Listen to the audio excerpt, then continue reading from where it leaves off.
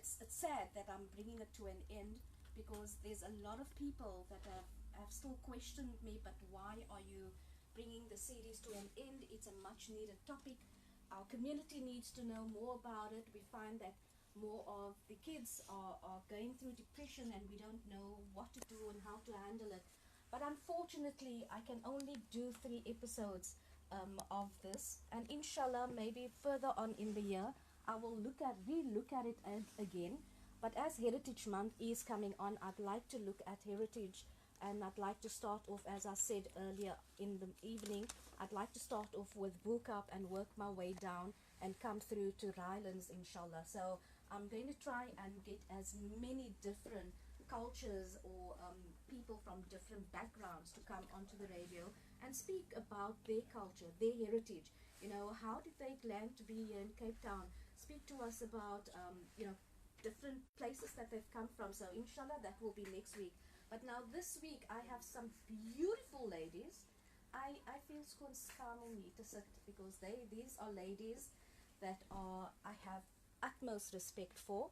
I have a lot of respect for Auntie Fatima. She spoke to us last week. She is the mother of Zainab, and she has accommodated me this evening by joining us again. I have with me Sister Mahbooba Davids, who is well known to our listeners at Radio 786. And then I have Nurene Jassim, that has joined me as well. So just very quickly, Nurene is an efficient media and communications professional with over a decade of experience in the mainstream and community media industries. That is all I'm going to say about her, because everything else is going to be self-explanatory. She cut her teeth in journalism at the tender age of 15. Need I say more? I don't think so. Assalamu alaikum wa rahmatullahi wa barakatuh, ladies. Wa alaikum salam wa rahmatullahi wa barakatuh.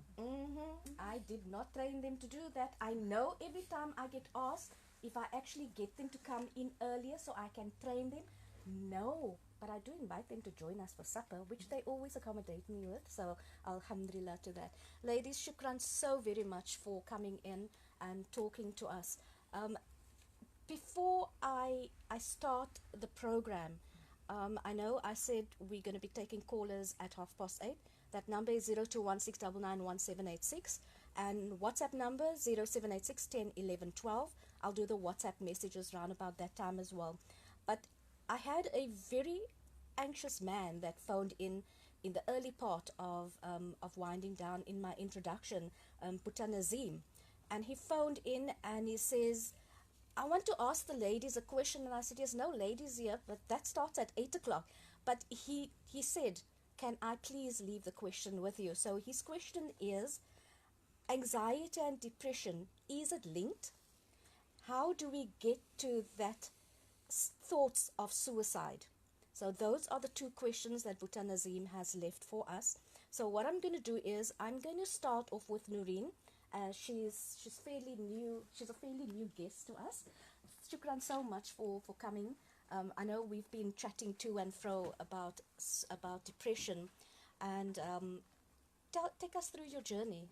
Introduce yourself. Who are you? Where do you come from? Do I know you? I don't know you. So please just tell us about your journey. Shukran so much for this opportunity, and shukran to Radio 786 for creating this platform. As you've mentioned, I'm a journalist by profession. I cut my teeth in community radio, so this is like a home away from home for me to be in the studio today. My journey with mental illness officially started in 2008, and I always use the word officially because I believe that most people have a mental illness long before they are diagnosed. With me, it manifested through post-traumatic stress disorder. I was a crime reporter, or reporter covering lots of crime. I had lots of really, really bad nightmares. I developed sleep apnea. And long story short, alhamdulillah, I had medical aid, and I had a very good neurologist at the time who said to me, I'm going to help you, but I think you need to see a psychologist. And the first thing in my head is, I'm not crazy. I'm not one of those journalists. But Alhamdulillah, I was very lucky to be referred at that time to Rafiq Lockett, who is still one of my mental health practitioners that I see today. And we dealt with my post-traumatic stress disorder, and this is in 2008. But also, PTSD is one of those disorders where once you remove the muck from that wound, you see what's underneath. And that is where, once we had worked through so much of the trauma I'd experienced, where he then said, look, I think you have depression and definitely anxiety as well. And so, alhamdulillah, from there, it's been a journey. And people ask me, do you still go for therapy? I'm like, listen, Allah Ta'ala has created the brain in such a beautiful way that if you as a human try to comprehend how big the universe is, that is your brain. And so for me, every time I go for therapy, whether there's a month or a year or years in between, it's not to deal with the same thing, it's to deal with different things that happen in my life, because at that time that part of my universe comes to the fore.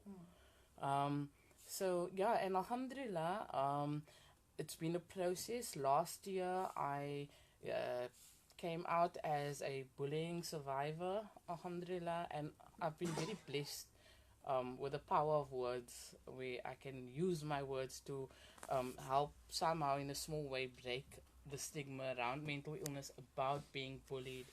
And then this year is my decade since diagnosis, and alhamdulillah, a few days after Eid al-Fitr, I went on Facebook Live with ladies from Mental Health Awareness Facebook group and spoke about my journey for the first time. And it's been amazing to see how many Muslim people are also going through mental health journeys, how many Muslims also suffer from depression. Listening to that, it's Buddha Nazim's question, it tugs at my heartstrings, because I think a few years ago, even maybe a few months ago, Buddha Nazim may not have had the guts to phone you and ask you, what do I do? And that's, I think, the beauty of programs like these. So that's a little bit about me and my journey. Alhamdulillah. You're talking about bullying, and not so long ago, I've got a friend, she's a teacher, I've got quite a few friends that are teachers at schools, and she actually had a post up talking about bullying, and I messaged her and I said, listen here, I see you're talking about bullying, what's happening? Is it rearing its head again? And then she says, you know what, it's an endless nightmare of a story, and the sad part of all is that teachers believe, or rather parents believe, that teachers should stop the kids from bullying. But where does bullying actually start from? Where does it actually originate from? The bullies, how do they become bullies? Can't blame the school. They are there to be educated, not to be taught how to bully. It's very interesting you should mention the teachers, because ironically my biggest bullies were my teachers. Oh my. And so it's one of those, I call it an illness. It's an illness that transcends racial barriers, age barriers. My biggest bullies were my teachers. In 2015 I was a victim of crime, and that led to my latest episode of PTSD. And the reason for that was, your mental health practitioners can tell you that your brain does not store time. And so what happened after being a victim of crime, where I felt small, so to speak, my brain reset and told me, listen, you that little girl. And I had forgotten for over 20 years. I had forgotten that I had been bullied as a child. I'd forgotten that my teachers let me dirty myself in the classroom, that my teachers victimized me for being Muslim in a non-Muslim school environment. So all those things at the age of over 30 came back to the fore, and that's what triggered my major depressive meltdown. Wow. If I may ask, how many years back are we talking about? My earliest memory that I then recalled was from the age of 5. And I still remember it vividly, but alhamdulillah, because of therapy, it's not as painful. I was sitting at the back of a classroom. The teacher asked, everybody who loved Jesus, please raise your hand. I didn't raise my hand because at the time I didn't know Jesus and Nabi Isa were the same being. And the teacher said, well, if you don't love Jesus, you're going to hell. Oh. And that's my first memory. Then in Sabi, so I was about 6 years old, I had a teacher who was Catholic, and she used to let me dirty myself in the classroom, refusing to allow me to go to the toilet. I remember a caretaker once, I asked him for toilet paper. He said, no, you people can't use the toilet paper, there's pork on it. Oh. So, yeah, that's how far back it went, and forgetting this for the most part of my life, and only remembering it in 2015 after being a victim of crime. Wow. Auntie Mahbooba, just listening to Nurene's story, how a different religion can have such an adverse effect on you as a child, where you get told, things that they know is totally against Islam, by saying there's pork on the toilet paper. She was young at that age, gullible, vulnerable, more than gullible, really. Just your feedback on it. He says, Shukran, A'udhu Billahi Minash Shaitanir Rajeem, Bismillahir Rahmanir Rahim. Sister Sitara and all those ladies in the studio. Experiencing also, perhaps as a child, also what we experienced when I was at school, how the teachers also handled us under apartheid. And that coldness that the teachers actually had towards their children. We must really look and make a study of where did this all come from. Because normally when we have been oppressed as people, we have been oppressed by an oppressor. And what we do normally as victims, we act out actually the ways and the manners of our oppressors. Now that is because we come from a strong apartheid background, and how the impact it had on our religion, and still has on religion.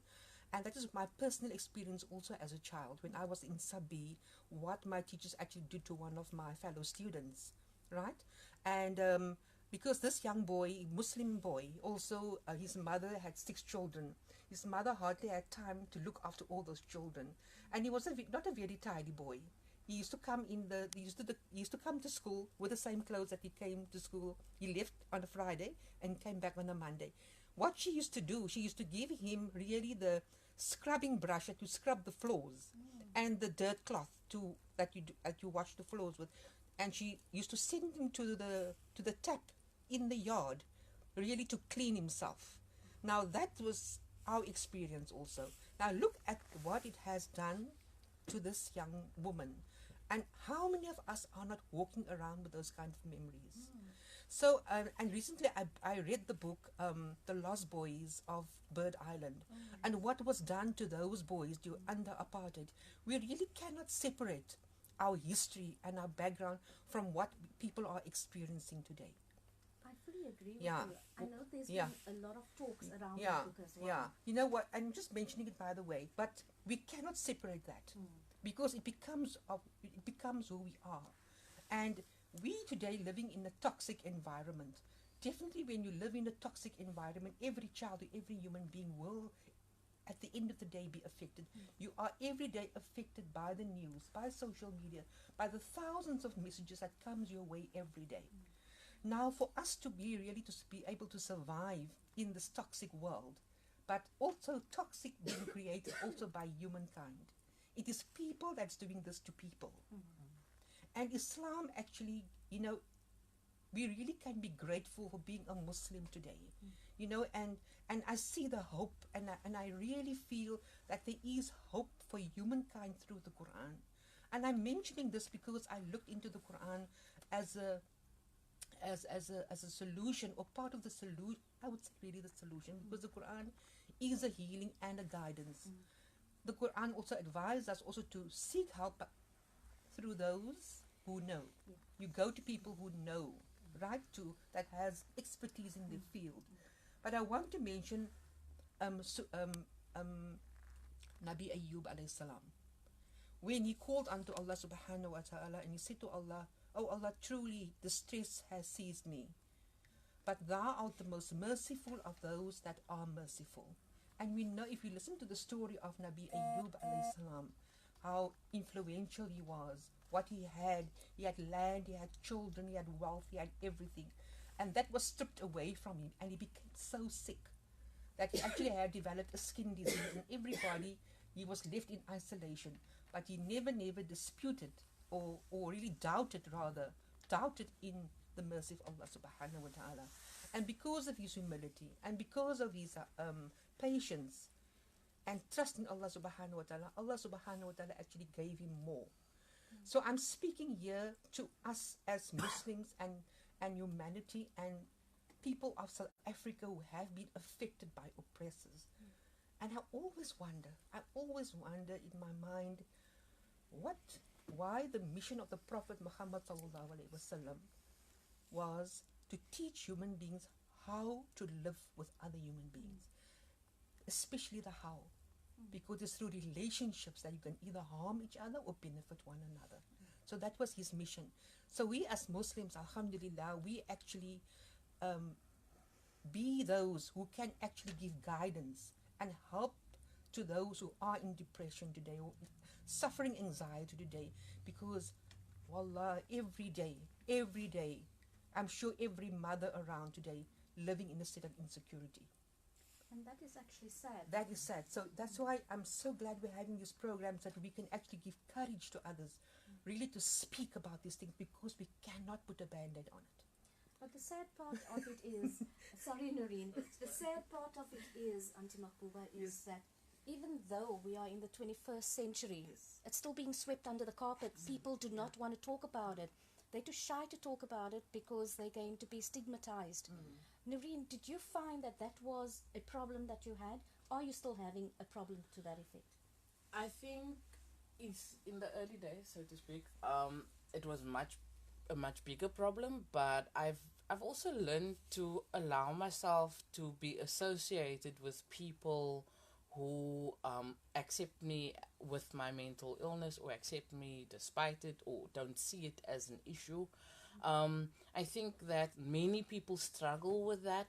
For me, over the years, I'm not shy to say I've lost a lot of friends because they just thought I was looking for attention maybe, or people have distanced themselves from me because she's like sad and down, we don't have time for this negativity in our lives.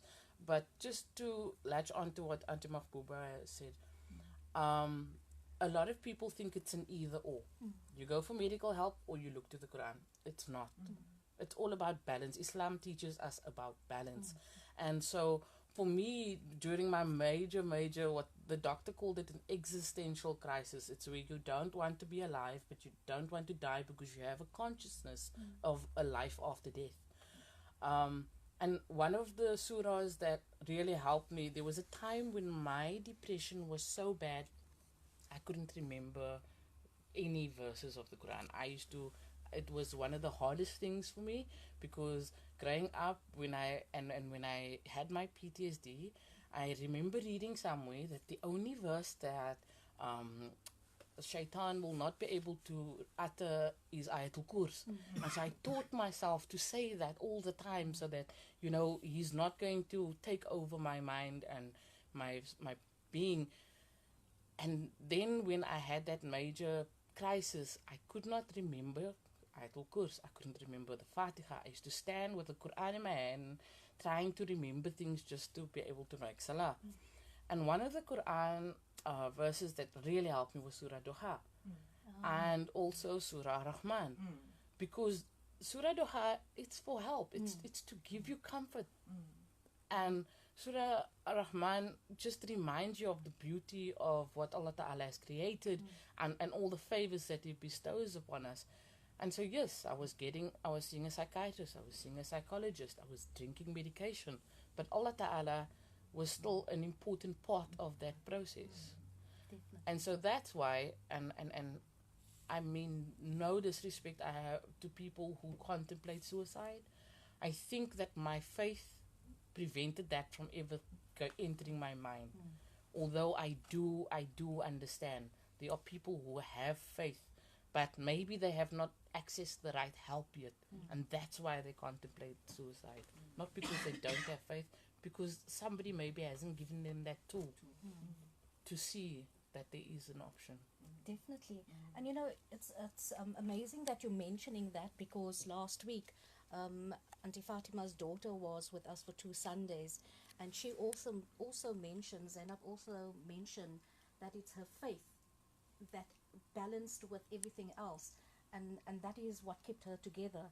And yes, suicide thoughts does cross your mind. I mean, we're all human beings. There's no running away from it. And it's like I mentioned earlier on, the minute you mention suicide, people tell you, oh, but you're weak from iman. Why do you have those, that thought shouldn't cross your mind? But sadly it does. And we are not angels, we are not prophets, we're not, we're not the higher power. We are weak, we are human beings. Auntie Mahbuba, just from your side, now I know that you do a lot of talks with women, and I attended one of your workshops, and that was in it was, yeah, at the radio station. And the talk that you had brought out a lot of things for many of us that were in that conversation, talking about from the womb where everything starts. Speak to us a little bit about it. I can just mention, because of time constraints, I can mention one particular case study of a young woman who was newly married. She was happily married, but couldn't fall pregnant. But she suffered from depression. Now, she had no reason to be depressed because she was in a happy marriage. Everything was hunky-dory around and everything. But she couldn't understand her depression, why she was such a sad person. And then she went to seek for help, right? And she went to look for psychological help. And what she went actually to a hypnotherapist, because she tried all avenues. And actually he put her under hypnosis. And actually what came from her mouth was, under hypnosis, said, and what came from her was said, I'm burning, I'm burning, I'm burning. And when they looked into her history, they actually went to her mother to inquire more about where this depression actually stems from. And then her mother actually revealed the fact that she was actually a failed abortion attempt. She was a failed abortion attempt. But now that burning sensation that she was feeling, that came from her most innermost being, was actually the attempts and trying the efforts that they made really to harm her with inside of her mother's womb. She couldn't fall pregnant. The reason why, because her mother-in-law had something against her. Now look at again relationships. What has happened to the mother? The thoughts of the mother? The mother wanting to abort her, so that rejection was also the cause of her depression. And when she went to the mother-in-law, the mother didn't want her to fall pregnant. Wow. The mother-in-law had this thing against her daughter-in-law.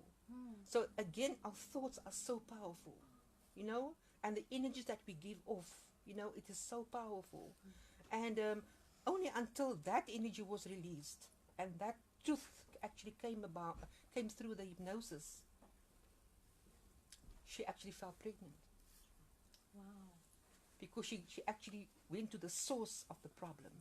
Now, again, I always speak, and this morning I had another workshop about why Allah says, revere the womb, respect the womb. Because that is what women actually experience also when they are also being abused. And that baby is within the womb and that mother is not happy. Wow. You see, so just one particular case study for time constraints. Auntie Mahbuba, I know that we're looking at this quite strongly from a woman's perspective. Yeah. But if you look out there, males are also going through depression. Yeah. How does their depression stem from? Is it also psychologically perhaps something that happened in their past, or also, the same as this lady, where marriage could be an effect, kids, etc.? You see, Sister Sitara, this is a very deep topic, and I'm sure every case of depression or anxiety has its unique, how can I say, origins. But what I want to say is, and I want to say this to the people, it's important, it is so important how we interact with one another. We are such fragile human beings. You know that song, How Fragile You Are, We Are by Sting? That is so true. That is so, so true. So when you look at Islam and people ask us what is Islam, define Islam for us, then you say Islam is human transactions. And Allah subhanahu wa ta'ala actually sent Nabi Muhammad sallallahu alaihi wasallam as a mercy to us to actually regulate and to tell us how to live with one another. Because how we live with one another actually impacts on the future generations. It definitely Yeah. does, Nurene. Maar just to come into my That's- Google no, says that's things fine. and it just reminds me of other things. So the Nabi Sallallahu Alaihi Wasallam, when people ask me, and how are you Muslim and have depression, I'm not a philosopher, so I don't claim that the Nabi Sallallahu Alaihi Wasallam had depression. But if we look at the gifts that Allah Ta'ala bestowed upon the Prophet Sallallahu Alaihi Wasallam, we will see that it was in his year of sorrow that Allah Ta'ala gave him his biggest gift. And that also links into your question about men. There is so much as we as women face challenges, there's so much pressure on men to be providers, on men to be strong, that I think it's much harder for men to speak out about mental illness, about having depression, and it's almost like it touches on the very essence of being as men, because I'm weak. I'm not a real man if I can't have children, because men also have issues with fertility, and that often happens within a marriage where it's not necessarily the woman that's medically unable to, but the man, but because that attacks his person, His you know, manhood, yeah. his Manhood. manhood, yes. And so I think mental illness and depression, especially with men, is a much bigger challenge in a way than with us women, because although I don't agree with it, historically women have been seen to be emotional beings, but men are seen as these tough guys that because Allah says, I've created you mates of like nature. Right? So we are hormonal, men are also hormonal. You see, but what I want to say is that when you look at the cyclical nature of the male, his testosterone is actually at the highest in the morning when you need to go out and work. Now, just imagine you are in a space where there's no or hardly employment. He's ready. He's been designed to go out. He's been wired to go out and work and earn the bread, but there's no work for him. Now, the morning he has to leave, and there's no work for him. Tonight he must face his family again, and that is depressing. Now, society, the world is not very family friendly. Really do not support family, and I do speak a lot on family matters with regards to policy is not really family friendly. How many men do you see on the street in the morning? The man in Bonti will actually killed himself, that actually threw himself under the train. And when they looked into his history, it was because there was no employment. He could not face his family. That was very sad. Yeah, and then the story went that ons kan nie vir hom begrawe nie, ons mag nie vir hom begrawe nie, want hy het nie iman nie. It is not about that. It is not about that. It is about how he felt as a man, not being able to fend and feed his family. Right? Now that's why Allah says in the Quran, Allah speaks to the healthy Muslims. Why don't you listen to the cry of the oppressed? Why don't you listen to the cry of the men, women and children out there? Because that can be the consequences.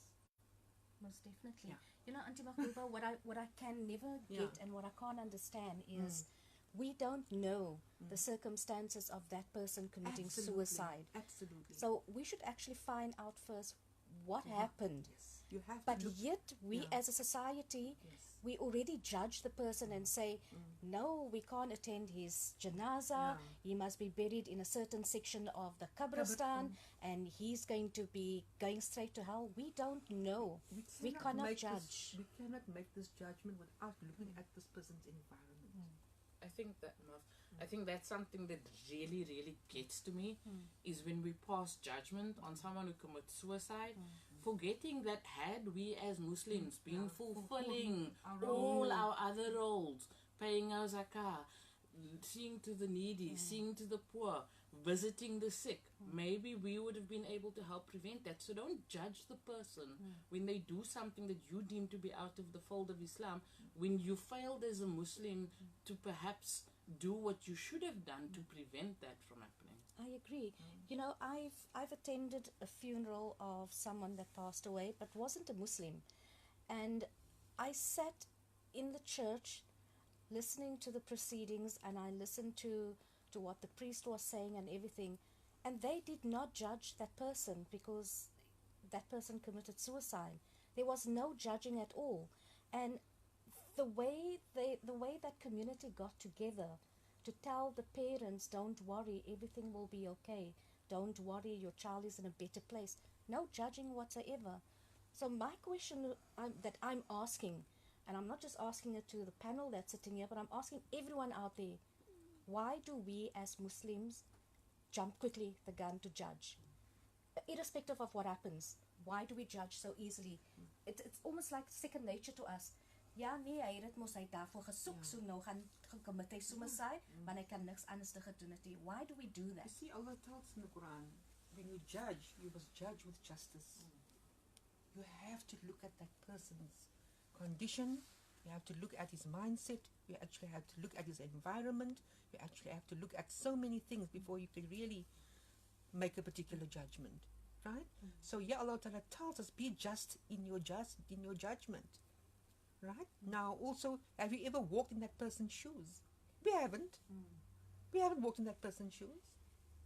That's true. But we also need to learn as a community to become more compassionate. Right? So that's why I say Allah Ta'ala sent us Muslims to this part of the world. We are a minority in this particular part of the world, but we've got the Quran. We've got the Quran where we can actually assist our young people. This morning I had another workshop this morning, and you see the depression in young girls, in young boys. It's almost like they are directionless. They don't have any direction. But it's here as these committed people who came together and organized this camp for these young people, so that at least they can find another father. If their father is not perhaps present, the father's perhaps absent, they actually feel perhaps the best that they could do really is to give those young people guidance. Alhamdulillah. So we have a role to play. We have a role to play. Most certainly. Yeah. There's just a comment that has come through, and it says, not judging maybe, but more frowned upon. I don't know. Yes, maybe frowned upon, but I think it's more judging than being frowned upon. That's just my opinion. To all our listeners at home, our lines are open, so if you'd like to call us and be part of this conversation, you can ask any of our guests any questions that you'd like to, and if they are able to, they will definitely answer them. It's on 0216991786. Now, I want to, before we go to the question that Brother Nazim sent through, which we haven't answered as yet, I'm going to speak to Sister Fatima. Now, I'm going to call you Auntie Fatima, Mother Fatima, Granny Fatima, whichever is applicable, but she's a beautiful lady, mashallah. Now, you know her as Zainab's mom, and she did speak last week, but I just felt that you did not speak enough, as a parent. I literally just gave you 3 minutes, unfortunately, and that was towards the end of the program, and it seems to me whenever I want to talk to you, it's like we're rushing towards the end of the program. So, Auntie Fatima, last week you spoke to us, and you explained how you felt as a mother. Now, for a mother that's out there, that is sitting with a situation where their son, daughter, granddaughter, husband, aunt, whoever is around, is going through depression, and they have no idea how they can help that person because they're too scared to ask the person, how can I help you with what's happening? What is your advice that you would give? Sister Sitara, Alhamdulillah, I think the best advice I can give is like when you see your child has, the symptoms, or if you recognize it, that there's symptoms of depression, or if you don't know there's symptoms and you see that they're quiet, things have changed and things will change. So the best way is, you approach them and you will listen to them. Just listen without, and give them your unconditional love and support. Because sometimes, you just listen and you don't say anything. It doesn't mean that you agree with everything that they say, but you are actually listening and internalizing and digesting what they are saying so that you can actually then take the process from there. But as you say also, you have to look for you'll have to either get somebody like a family member involved that they can speak to, because they do want to speak. They want to, but I mean, sometimes they don't feel comfortable speaking to you as a parent, but they need to speak to somebody. Maybe it's a sibling or some other family member, and then after that, and like with us, we had like a family get together. My daughter came, eldest daughter, and then my son from Canada on the telephone, and we had like a conference sitting, and they were saying, okay, look, mom and dad, this is what's happening to Zainab and so forth. How are we going to work through this and so forth? And from there, obviously, they have to not be afraid and seek the help of the necessary people, like a psychologist, if after they've spoken to somebody, because it's very important that they do say how they feel, speak their feelings, because it's a journey not for the child alone. It's like the whole family must be in it. It's and I say there's always hope. Hang on, the pain ends. That's what I feel the hope means. So and it can be very painful for the child, or like my daughter, to tell the parent, and because parents sometimes, I say, we're not on the same page. Nobody ever spoke about depression. It's a taboo subject, especially in the Muslim community. There's a big stigma attached to it.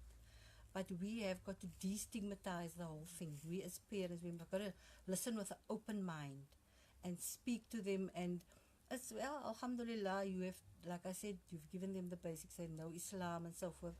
There's du'as that they can bacha and read and so forth. But I mean that, there's other things that go with it. It's got to be a whole holistic approach, Therapy sometimes only, sometimes therapy with medication. But there are avenues that you can follow. And like I said, it's very important that, and you as a parent, both parents, if they have both parents should be on board, because it's difficult if it's only the mother and the father's not in with it, because sometimes, look, the men, like, they don't, it's not always easy for them to accept it.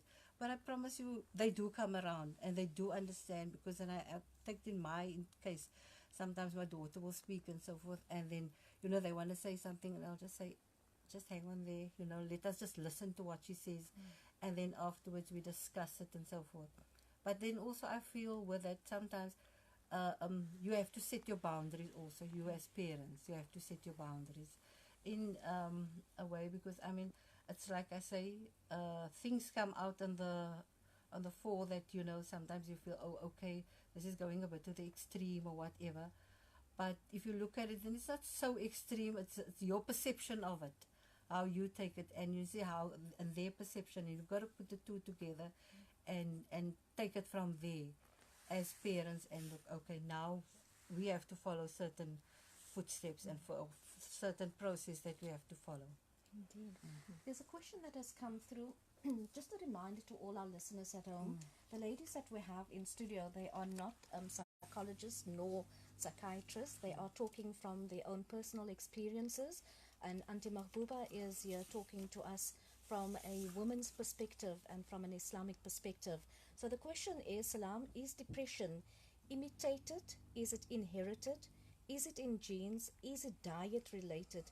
This is serious. Maybe they get more attention when they're sad. I think, Auntie Mahbouba, maybe you can agree with me on this when people say maybe they get more attention. I mean, how do you tell someone who's going through depression that it's attention seeking? No, my sister, I think, like I said earlier on, maybe Sister Nurene can actually talk, because she went through the whole I have not really, alhamdulillah, been in a depressed state. But I don't think we have the right really to say, maybe because Allah Ta'ala has created everything in balance.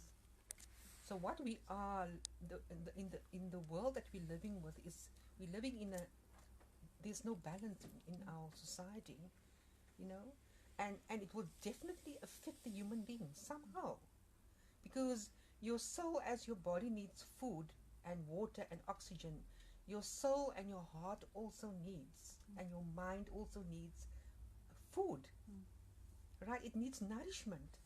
So if we are being deprived of that nourishment, you know, and I'm sure it will actually have an effect on the human being. I cannot really say if it's hereditary. I cannot really talk about that. I don't think I am really equipped to talk about that. Yeah, no, Maybe Sister Nurene could talk about definitely. That is more for either psychologists to answer. yes. But maybe Nurene can just give us an insight to that, seeing that she's been already through the entire process, and especially I was more. I think I got a bit more sensitive to the part where it says maybe they get more attention when they're sad. That somehow the other just got to me. So Nurene, maybe you can talk. I mean, you've been through it all. You've been for counseling. I know you told me that you have a chronic depression. I need you to explain to us as well what you mean when you say you've got chronic depression.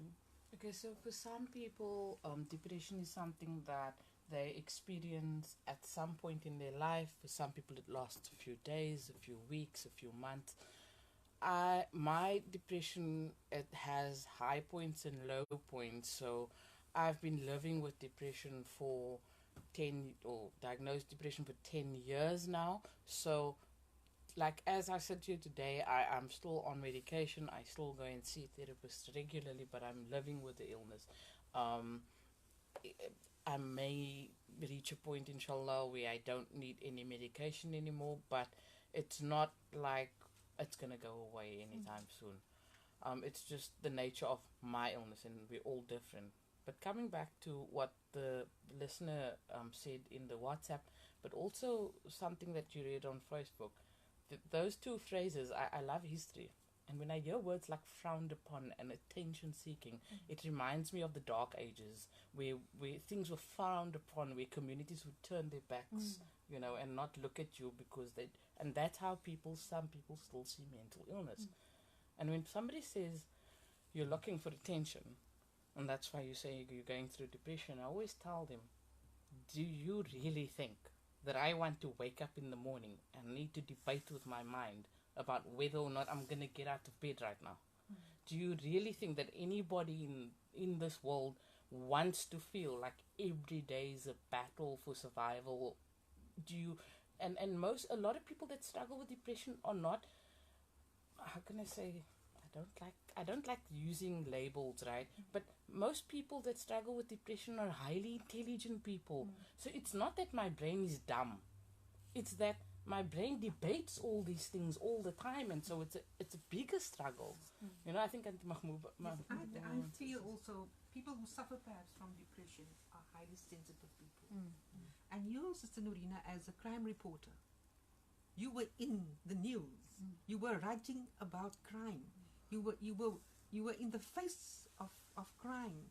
Now we have not been designed as human beings to be in such a situation every day of our lives. Now look at the impact that it actually had on her life. And also going back to her childhood, that is her history. So we can talk about her history and how she was treated as a child by people she was supposed to respect. Again, it comes to human relations. And Mark, just also about Yeah. the diet, and so we've got a Facebook Live, The and diet I've got a full face. Diet is It important. is important, yeah. Very The releasing of endorphins through exercise is important. It's again like Auntie Mahbuba was saying about that balance. I do try to exercise. I do try to like live a lifestyle that is conducive to my mental health. But no diet may ever, for some people, completely heal them or fix them. That's the other thing. I don't think that someone who has a mental illness, depression being one of them, is broken. That's the other thing. People try to help your person with depression, work through it, live with their illness. Don't try to fix them. They're not broken. People with illnesses, people with disabilities are not broken. They're just different. Exactly. You know, Auntie Mahbuba, when we were sitting inside and You said, you know, we'd be chatting for an hour, and my thing to you was, Auntie Mahbooba, trust me, that hour goes by so fast, you will not realize it. Nurene, okay, here's a question that asks, is Nurene not describing bipolar? No, I'm not.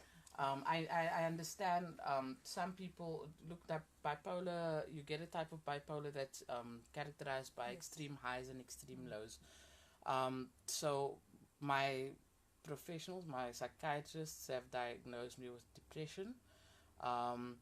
And I don't have the extreme highs either. And my lows are, I suppose, quite low, but it's not those two extremes. Bipolar is a set From of one extreme extremes to to the the other. other, and I'm not that. Okay. I'm never so giddy that I look nutty, and I'm never that bad that I look like I'm going to slit my wrists, Yeah. to put it that way. Okay, so here's a okay. Assalamu alaikum. A beautiful and informative discussion. It's definitely not attention seeking. Who in their right mind would want to feel so sad and feel like no one listens, but judges everything they do? Be compassionate and listen. That's actually a beautiful way to end off this program. Like I said, Auntie Mahbooba, that 1 hour goes by very quickly. So I'd like to say shukran so much, Auntie Fatima, for accommodating me again this week. Okay. I say shukran to you. It's your third time you've made this trip to our radio station, so shukran to that. I just want to say one last word, sure. is that, you know, for us as parents, it's just to let your child know that you love them, and if they need to reach out, they should reach out, and give them your unconditional love and support, and don't be judgmental towards them. Inshallah. Auntie Mahbooba, shukran to you as well for coming in and giving me of your time. You're a new granny, and I know she's all excited about a grandson, and I'm thinking of how I'm going to get the baby here, but Khadija and I will work on that. So shukran to you for coming. Nurene, I know that we've been talking to and fro, and inshallah, if and when I do the topic of bullying, I'd like you to be a guest again on my program, specifically to talk about bullying and what it did to you, as well as how it can be prevented in schools, inshallah. So shukran to my three beautiful, beautiful ladies that gave me of their time very unselfishly. I'm eternally grateful and indebted to you. Well, and not forgetting Zainab. Yo, Zainab. Thank you. Shukran for joining your mom and for coming into the studio and being her strength this evening.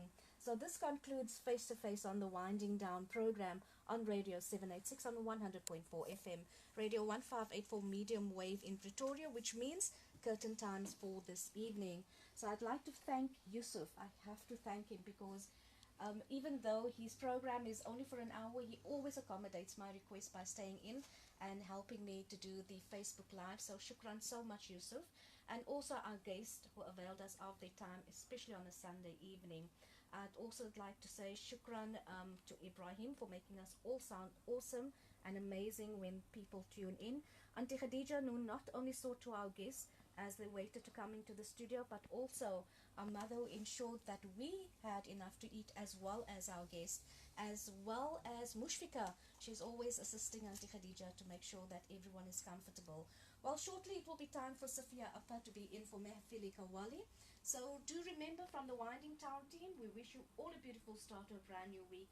And remember to build your own dreams, or someone else will hire you to build theirs. Very important. Sad that this series of mine has come to an end, but inshallah next week we'll be looking at heritage, and we'll be starting off with different parts of Cape Town. So until we chat again next week, Sunday, firstly on Kuchlame and then back on Winding Down, I bid the Khuda Hafiz and doodle-doo.